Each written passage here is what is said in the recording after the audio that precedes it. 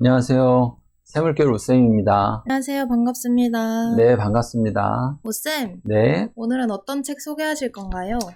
네, 오늘은요. 여기 보이시나요? 멈춤이라고 써있는 이 책을 소개하려고 합니다. 이 책은 아주 따끈따끈한 책이에요. 이번 달에 나온 책이고요. 저도 서점에서 이 책 주문했는데 신간이라서 며칠 기다렸어요. 인터넷 통해서 이런 책이 나왔구나라는 걸 알게 되고 서점에 주문했었는데 아주 따끈한 책이고요. 지은이는 이경희 목사님입니다. 책은 출판사 동현이라는 데서 기독교 서적으로 많이 알려진 데는 아닌데 동현이라는 곳에서 나온 책입니다. 이 책을 소개하도록 하겠습니다. 이 책은 기독교 영성에 관한 책입니다. 분야를 나누자면 기독교 영성과 관련된 책이다, 이렇게 알 수 있겠습니다. 먼저 이 책의 머리글에 보면 저자가 한 이야기가 있는데요. 그 부분을 설명해 드릴게요. 저자가 이렇게 얘기했습니다. 문제는 내가 정말 갈망하는 것을 알아차리지 못하는 것이다. 모방 욕망으로 남과 갈등하고 숱한 병리 현상으로 나도 괴로워하고 남의 눈에도 피눈물 흘리게 한다. 이런 모순에서 내가 정말 원하는 게 뭔지 어떻게 알 수 있을까? 멈춰야 알 수 있다. 그 멈춤의 길은 침묵이다. 침묵할 때 우리의 호흡이 다시 회복되고 내가 어디에서 있는지, 내가 어디로 가고 싶어 하는지 그제야 알 수 있다. 그런 멈춤과 성찰이 있는 신앙이 회복되어야 한다. 그렇지 않으면 자기 착취를 헌신이라고 여기는 신앙인, 나를 아끼지 못하고 남도 존중하지 못하는 품격 없는 신앙인이 된다. 이 멈춤은 신앙 안에서 기도와 성찰로 바뀐다. 저자는 이렇게 이야기하고 있습니다. 이 책의 구성을 보면 좀 특이하게요. 머릿말이 있는데 프롤로그가 또 따로 또 있더라고요. 그래서 머릿말 프롤로그 있고 그 다음에 내용으로는 목차에는 1부, 2부, 3부 그리고 부록으로 멈춤을 위한 질문들, 이런 방식으로 되어져 있습니다. 그래서 프롤로그에서도 또 저자가 하는 이야기 중에 한 부분을 제가 소개시켜 드릴게요. 예수님은 어떻게 그 욕망과 탐욕의 마음을 비워낼 수 있었을까? 예수님은 이 유혹이 있기 전 광야에서 40일간 멈춤의 시간을 가지셨다. 내가 멈출 때 나를 이끄는 성령님의 인도를 받게 되는 것이다. 내가 멈출 때 내 욕망이 나를 주관하지 않고 말씀이 나를 주관하는 경험을 하게 되는 것이다. 예수님을 넘어뜨리려는 사단은 지금 우리에게도 달려든다. 우리 안에 욕망과 탐심으로 우리의 마음을 흔든다. 늘 연약한 존재인 나는 멈추고 또 멈춤의 시간을 갖는다. 그때마다 하나님의 은혜를 경험한다. 알아차린다. 내 갈망의 기절을 본다. 그리고 그 속의 초청에 응답한다. 이런 영성훈련이 없었다면 나는 교회 프로그래머, 목회 공학도, 교회 최고 경영자를 꿈꾸며 살았을 것이다. 그런데 주님은 자꾸 광야로 부르신다. 그리고 멈추어 나의 갈망을 보게 하신다. 그때마다 나는 고백할 수밖에 없다. 주님, 내가 믿습니다. 믿음 없는 나를 도와주십시오. 자, 여기 이제 저자가 한 이야기에 대해서 좀 설명했는데요. 아까 이런 말이 나왔어요. 모방 욕망. 무슨 뜻인지 혹시 아시겠어요? 단어 자체만으로 이해를 해야 하는 건지가 조금 궁금해지는데 어떤 건가요? 이 모방 욕망이라는 건 욕망인데 모방한다는 거예요. 그러니까 무슨 말이냐면 왜 우리 뷔페 같은 데 갔어요. 근데 이제 내가 먹고 싶은 것들을 막 이렇게 접시에 담아왔어요. 내 앞에 같이 간 일행은 다른 걸 담아왔는데 그 담아온 걸 보는 순간 내 접시에 있는 음식보다 그 음식이 맛있어 보여요. 더 맛있어 보이고 그쵸. 나도 저거 먹어야 되겠다. 그쵸. 이런 욕망이 생기잖아요. 이런 것을 모방 욕망이다. 이렇게 이야기하는 거예요. 그래서 사람들은 이 모방 욕망 때문에 남과 갈등을 하게 된다. 사실은 내가 가지고 온 거, 내가 먹고 싶었던 걸 먹으면 끝나는 건데, 그쵸. 나 빨리 이거 먹고 저거 먹어봐야지. 저게 더 맛있어 보인다. 뭐 이렇게 하게 되면 다른 사람과의 경쟁도 되고 다른 사람 사이에 여러 가지 갈등 상황들이 있게 된다는 거죠. 그쵸. 그런데 우리의 신앙생활도 그러한 모방 욕망이 문제가 된다는 거예요. 그래서 저자는 멈춰야 한다. 멈춘다는 건 뭐냐면 그 멈춤을 통해서 자기를 돌아보는 시간. 그쵸. 다른 사람을 쳐다보던 시각에서 자기를 보는 시각으로 시각을 옮겨야 한다. 이런 부분을 이야기하고 있는 거죠. 아까 목차 얘기했었는데 목차를 조금 소개하면요. 1부에서 멈추지 못하는 세상, 그 다음에 2부에서 욕망하는 군상들, 그리고 3부에서 멈춤의 길, 침묵, 네, 이렇게 세 부로 되어 있고요. 네. 1부에서는 멈추지 못하는 세상, 이렇게 말했어요. 네. 그러니까 이 세상은 멈추지 못한다는 거예요. 그쵸. 혹시 피디님도 이 세상은 정말 멈추질 못한다, 이런 거 혹시 느끼는 거 있어요? 1년 지나가면 지나갈수록 네. 더 많은 것이 변하면서 네. 더 받아들여야 되는 것들이 많아지잖아요. 네. 그런 것들을 느낄 때마다 정말 세상은 멈추지 않고 돌아가는구나. 네. 그렇게 느끼는 것 같아요. 저는 이제 가장 대표적인 것으로 이야기해보면 스마트폰을 볼 때마다 그쵸. 3개월 지나면 벌써 그쵸. 새로운 제품 얘기가 나오기 시작해요. 네. 뭐가 나온다. 그래서 한 6개월 지나면 막 새로운 제품이 또 나와요. 그쵸.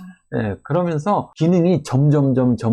그런데 그런 얘기들 하더라고요. 사람 눈으로는 구별 못한다, 이렇게 얘기를 해요.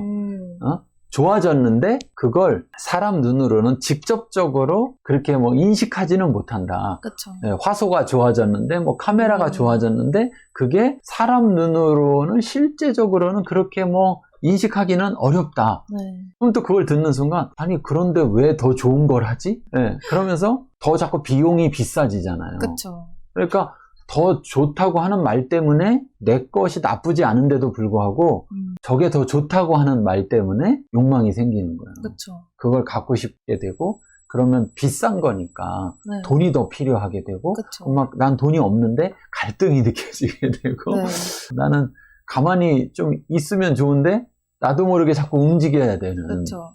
그런 걸 통해서 멈추지 못하는 세상을 보는데요. 여기 보면 1부에 3장으로 되어 있는데 1장에서 나침반과 같은 인생, 2장에서 어두운 밤을 지나, 3장 슈필라움에서 스피리추얼 라움으로, 그래서 슈필라움이라는 말은 자기 틀이다 이렇게 말했고요. 스피리추얼 라움은 영적 자리다 이렇게 저자가 이야기했어요. 네. 근데 이걸 조금 설명해 드리면 네. 독일어에서 놀이라는 단어가 슈필이라는 단어예요.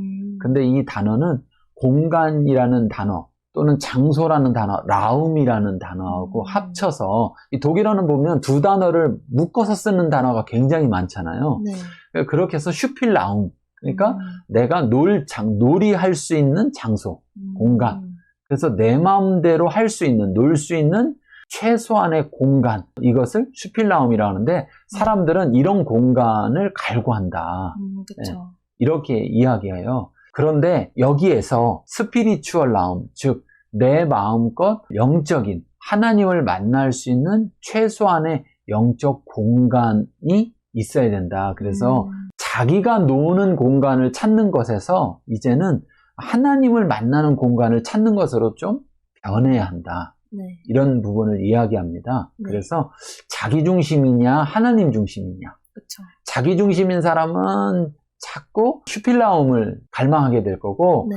하나님 중심인 사람은 스피리추얼 라움을 찾게 될 거다. 네. 그래서 우리가 영성이 좀 회복되고 영성의 사람이 되려면 스피리추얼 라움을 찾아야 한다. 네. 저자는 이런 부분을 이야기하고요. 자, 2부에서는 욕망하는 군상들에서는 1장에서 열정의 출발, 그다음에 2장에서 르네 지라르의 모방 욕망, 그다음에 3장에서 르네 지라르의 렌즈로 사무엘하 11장, 12장 보기 이렇게 말하고 있는데요. 아까 모방 욕망이라는 단어 얘기했잖아요. 네. 이 단어를 사용한 사람이 르네 지라르예요. 이 르네 지라르라는 사람은 저명한 프랑스의 문학 평론가이자 또 대학 교수이기도 했던 사람인데요. 네. 이 사람은 인간의 욕망과 폭력을 평생의 연구 주제로 삼았어요. 그러니까 왜 사람들이 폭력이 있을까? 욕망 때문이다. 그래서 이 관계에 대해서 평생 연구 주제로 삼았는데요. 첫 번째 책인 낭만적 거짓과 소설적 진실, 1961년도에 나온 책인데 여기에서 욕망의 삼각형 이론이라는 것을 말해요. 그래서 소설 속 인물을 분석하면서 문학 평론가로 명성을 얻기 시작하는데 지라르는 인간은 타자의 욕망, 다른 사람의 욕망을 모방한 욕망을 갖게 된다 이렇게 보았으면서 거기서 주체와 타자, 자기 자신과 타자, 그리고 욕망의 대상, 그러니까 어떤 걸 욕망을 느끼는가, 이 세 가지, 세 요소의 영향 관계를 가리켜서 욕망의 삼각형이다 이렇게 명명했던 사람입니다. 그래서 이걸 따라서 사람들이 욕망을 따라 살아간다. 네. 그런데 이제 그런 출발에는 사람은 열정을 가졌기 때문이다. 이렇게 말해요. 히브리어로 사람이라는 존재, 이시라는 사람, 보통 이 남자는 이시, 여자는 이샤 이렇게 네. 얘기하는데 이시라는 그 단어 자체가 불덩어리다 이런 의미를 가지고 있다는 거죠. 그래서 사람 자체는 원래 열정적으로 만들어졌는데 그 열정이 잘못해서 욕망으로 쓰여진다. 이것을 이야기하고 있습니다. 자, 그래서 그런 가운데 올바로 돌아오기 위해서는 멈춤이 필요하다. 네. 그 멈춤을 위해선 침묵이 있어야 된다. 네. 이걸 말하고 있습니다. 자, 3부 멈춤의 길 침묵에서 1장 침묵의 의미, 2장 침묵을 경험한 사람들, 3장 침묵, 깊은 호흡의 회복, 4장 침묵을 통한 의식 성찰, 그리고 5장 침묵에서 기도로 나아감, 그리고 6장 기도를 통해 자기 욕망에서 벗어나기 이렇게 이야기하고 있는데요. 네. 여기 침묵을 통한 자기 성찰에서 저자는 333 의식 성찰이라는 걸 말해요. 그러니까 이 방법을 말하는 건데 저자가 네. 만든 방법. 네. 첫 번째 3분간 침묵하면서 지난 하루의 나의 감정을 살피고 생각을 펼치지 말고 오히려 하나님의 초대 안으로 들어간다. 그리고 침묵한다. 그리고 두 번째 3분간 침묵하는 걸 통해서는 처음 3분간 침묵하면서 발견한 감정, 내 안의 감정, 내가 오늘 어떤 감정이 있었지? 분노가 있었다라면 그 분노라는 감정을 왜 분노했지? 라는 그 밑바닥의 진짜 감정을 집중하고 그렇게 느낀 그 기절을 그냥 바라본다. 막 생각하고 뭐 하는 게 아니라 그냥 바라본다. 그리고 또 침묵한다. 그리고 세 번째 3분간 침묵에서는 알아차린 마음만큼만 가지고 하나님께 나아간다. 그리고 그냥 그렇게 말한다. 제가 분노한 게 내 욕심 때문에 분노했네요. 이렇게 그냥 말한다. 그래서 하나님과의 깊은 대화를 이어간다. 유창한 말의 향연, 기도가 아니라 그냥 그분 안에 그냥 안기는 시간을 갖는다. 그리고 마무리, 감사와 사랑 고백으로 정리한다. 네, 이렇게 저자는 이 책에서 이야기하고 있습니다. 네. 자, 이 책을 소개했는데 PD님 소개 들으면서 어떠셨어요? 처음에 머릿글에서 말한 것처럼 예수님도 침묵의 시간을 가지셨잖아요. 그때 예수님께서 어떻게 행동을 하셨을지가 여기서 방법을 알려주다 보니까 이렇게 나아갔을 때 정말 하나님과 깊게 소통할 수 있고 나 자신보다 하나님을 더 돌아볼 수 있겠다라는 그런 생각이 많이 들었던 것 같아요. 네, 오늘 소개했던 이 멈춤이라는 이 책 다시 한번 말씀드리지만 내돈내산이고요. 네. 네, 여러분들에게 아주 강력 추천하니까 꼭 한번 사서 읽어보시기 바랍니다. 네. 다음에 뵙겠습니다. 감사합니다. 감사합니다.